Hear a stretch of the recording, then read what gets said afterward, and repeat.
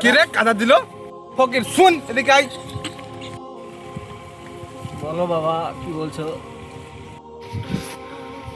এই ফকির, দেখে হাঁটতে পারিস না? আমার বন্ধুকে কতখানে কাদা লাগলো দেখতে পারিস না?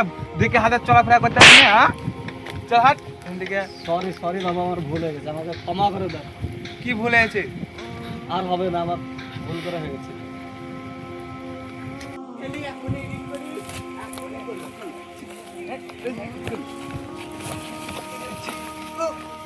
এই,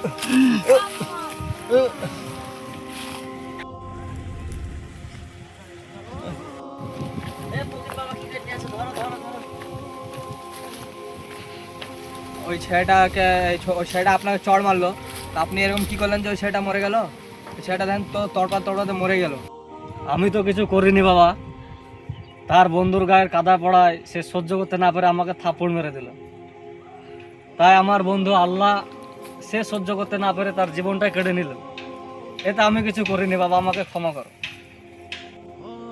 কোনো ফকির কিংবা কোনো পাগলকে অবহেলা করবেন না, কারণ সে হতেই পারে সে কোনো ফকির কিংবা পাগলরূপী কোনো আল্লাহর ওলি।